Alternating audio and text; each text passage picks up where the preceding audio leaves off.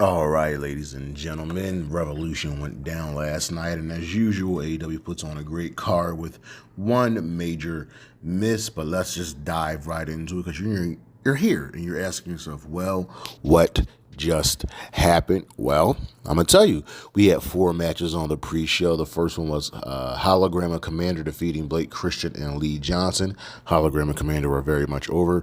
Dan Garcia, Adam Cole, Roderick Strong, Carlie defeated Shane Taylor Promotions because, well, Shane Taylor Promotions always lose matches. We were supposed to get Chris Jericho defending the Ring of Honor World Championship versus Gravity, but he and the rest of the Learning Tree attacked him, and Bandito tried to make the save, but he got beat down as well. As the Learning Tree took off of Gravity's mess. And then the quote-unquote main event of the pre-show was the team of Big Boom, AJ, Orange Cassidy, Mark Briscoe taking on MXM Collection and Johnny TV. And, of course, the faces won here. The crowd really, really loved it. And we get to the main show. We had a packed house. This was the Crypto.com Arena in Los Angeles. And we start off with Hangman Adam Page versus Maxwell Jacob Freeman. And this was a good match with some really strong emotion here, as I think we're going to continue with this feud, but these two put on a really, really quality affair. It did get a little hard-hitting and did get a little dirty, but ultimately Hangman Page won. This was a good, clean, decisive win for Hangman, and overall the intensity of this feud really, really helped it. There weren't any spamming of finishers or kickouts. The story was MJF trying to avoid the buckshot. He broke down because he couldn't believe, that Hangman was still getting cheered over him. Then we had the TBS championship being defended as Mercedes Moné defended against Momo Watanabe, and this was a solid affair. It ran a good 20 minutes. It took a minute for the crowd to really get going, but once Momo started turning the tide and really, really showing what she's made of, why she's such a good wrestler, the crowd really picked up into this. We had dueling chants of "Let's Go Momo" and CEO. This was really, really good. Ultimately, Mercedes Moné won. This was a clean finish. If this feud had been built up just a little bit more, maybe we could have believed that, Momo Watanabe could have won the match. But this was solid, and more importantly, Billy Starks was watching in the back and taking notes. It looks like we have our next feud for Mercedes Moné. Then we had Ricochet versus Swerve Strickland, and ladies and gentlemen, the crowd woke up for this one. These two put on just an excellent affair. They know each other very, very well. There was a point in the match where Prince Nana left Swerve and gave him the finger because he wasn't getting the job done. Remember, this match was more to Nana about getting the role back, getting the legacy back, but this match was also for the number 1 contendership to the AEW World Championship. And ultimately, it was all for naught on Ricochet's part as Swerve Strickland won the match. The energy for this was very, very good. I mean, during the match, Prince Nana even came back out to get the robe back, and it kind of helped Swerve win. The Nana drama felt a little bit weird, but at the end of the match, Swerve and Nana reconciled as Swerve handed the robe to Nana. He danced, and the fans were left happy with this one. Then we had Kazuchika Okada defending the Continental Championship versus Brody King. And yes, Brody King was super over. He has proved himself time and again in these one-on-one affairs, but ultimately, he was never going to win this match. He gave Okada a lot. Okada took a lot, but ultimately Okada won with the Rainmaker. Brody King, like I said, acquitted himself well, but he was never winning this match. Okada now moves on to face one of his 2 true rivals, but we will get to that later in the evening. We will see what's next with Brody King and the rest of the Hounds of Hell. King's push was really, really good. He stays over. It kind of deflated the crowd with him losing. I might have had this match earlier on the card. Then we had the AEW World Tag Team Championships being defended as the Hurt Syndicate defended against the Outrunners. And both of these teams were super, super over. But ultimately, the Hurt Syndicate were never going to win. We're never going to lose this match This was obviously going to be the shortest match on the card. Truth Magnum, Turbo Floyd really did their best, but Hurt Syndicate were way too much for them. Action Andretti and Leo Rush were smiling at rings. So it looks like they might be the next tag team challengers, but we should really get back to the Hurt Syndicate versus the Murder Machines. These dudes are over, and it's going to be really hard to take the tag team championships from them. Next up, we had my opinion, the true main event match, the Falls Count Anywhere match for the AEW Women's World Championship. Timeless Toni Storm defending against Mariah May. And ladies and gentlemen, this was everything and more. Jim Ross joined us on commentary for this match. And Mariah May came out looking beautiful as always, kind of dressed like a bride, but it was also a funeral for Toni Storm. And as Toni Storm was coming out, Mariah May attacked her, and just from the get-go, this was balls to the wall. Mariah drop-kicked Luther through a table. Tony's getting chants. The blood was flowing heavily. It was really sometimes tough to see, but these women went all out. And going through chairs, they're going through tables, and the big money part of this match is when they both brought up metal buckets, and in those metal buckets was athletic tape, which they wrapped opposite, so the sticky side was on the outside, and in that bucket were glass. It was the champagne bottle that Mariah May had broken over Tony's head, and next thing you know, they are trying to swing on each other with these glass-covered fists, and Tony landed the first punch. And then she poured the glass into the ring and then used the bottle on Mariah. Mariah came in with a low blow. And this was really becoming a horror film, like Excalibur has said. Hurricanes on the glass. Mariah was now finally bleeding heavily. Tony was bleeding. This was an absolutely amazing affair. Tony hit a Storm Zero. It was for naught as Mariah kicked out.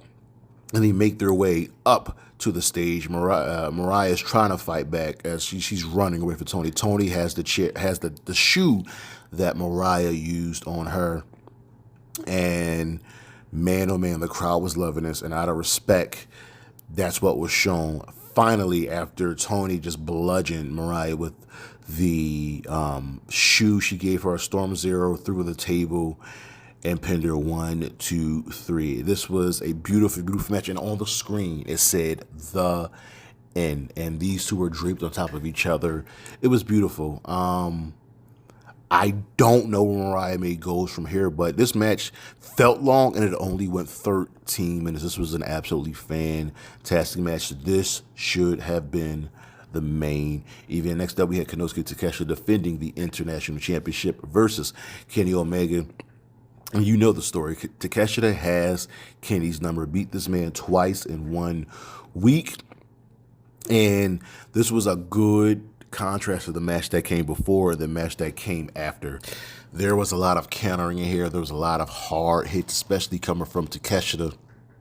But these two are honestly very evenly matched. Occasionally it felt like Takeshita had the upper hand, but Takeshita was smart in attacking Kenny's ribs and attacking the gut. Well, you know Kenny's coming back from that diverticulitis. But ultimately, in a shocking turn of events, Kenny Omega won the match, and he won with, get this, a leverage pin. V-triggers didn't work. The one-wing angel didn't work. Everything about this was beautiful, and Kenny Omega wins the International Championship, and that's one loss for Don Callis. But Don Callis did get involved in the match, but ultimately his alpha failed to defeat the Omega. Then we had the steel cage match between Kyle Fletcher and Will Ospreay, another one of Don Callis' boy versus one of Don Callis' former boys again. So I like the juxtaposition here of the back-to-back. If anything, I would have had, if you're going to put these two right here in the middle, I would have had the world title and Mariah and Tony swapped. But Kenny did great. So can Will Ospreay follow up? And ladies and gentlemen, Will Ospreay followed up. AEW doesn't do a lot of steel cage matches, and these two dudes went all out with the biggest spot of the match being a Spanish fly off the top of the cage. Mark Davis got involved. Don Callis got involved. These men were bleeding profusely. And you could feel the hate. You could hear the hate coming from Kyle Fletcher. But man, oh man, oh man. The thumbtacks with the Styles Clash. It's very, very hard to describe everything that went on here. All you need to know is Will Ospreay won, and both of Don Callis' boys lost. So how does the family move forward? Because you figure the Murder Machines, they might be losing next. But Will Ospreay gets his revenge over Kyle Fletcher. He hits him with the Tiger Driver after Kyle Fletcher yelled, "I effing hate you, you son of a bitch. Fuck you." Ospreay hit the hidden blade and did not hesitate on the Tiger Driver 91. That Spanish Fly looked horrible in the best way. We're done. This has to be over, but I highly doubt it is. Then we had the main event, the AEW World Championship. Adam Copeland taking on Jon Moxley as Jon Moxley. Listen, ladies and gentlemen, this was fine. It didn't need to be 27 minutes. And it was a good juxtaposition of the two matches that came before. But again, I see why they did what they did. You had a blood match, a regular match, a blood match, and a regular match. I would have maybe changed the order. I've gone with the World Championship, then the Steel Cage match, then Kenny, and then Mariah and Tony. But the main event was fine. The real story of this match was Christian, who showed up. He hit the ref and pulled Copeland out of the ring, Mox out of the ring, and that should have been a DQ, but he signed his contract, then making the match a triple threat match. I'm like, okay. He hit Copeland with the spear. Cope kicked out, hit him with an unprettier, kicked out, and then he gets caught in the Bulldog choke. And as he's getting choked by Mox, he puts his arm on top of Copeland, and the ref is counting, and Mox pulls him off again, but ultimately Mox won. Mox won the match. Jay White tried helping. He accidentally hit Copeland with the briefcase as he was taking care of Wheeler Yuta. But ladies and gentlemen, Jon Moxley escapes with the championship. Who would have thought that would happen? As he's leaving, as he's escaping, he's confronted by Prince Nana, and Swerve off the balcony hits a swerve stomp on Copeland. On Mox, and now we have our match. Is this going to be the main event for Dynasty, which I will be attending? It is in Philadelphia. We will see. We shall find out. Yes, the ending of the match was a little deflating, but they saved themselves with that swerve ending because this man is super, super over. But once again, I do believe, along with a lot of people, that won the match of the night was Tony Mariah, and yes, they should have main event. But that is AEW Revolution in the books, ladies and gentlemen. Come back this week for the High Rush Wrestling Podcast, the recap, and we got Dynasty coming up. I'll see you when I see you. Peace.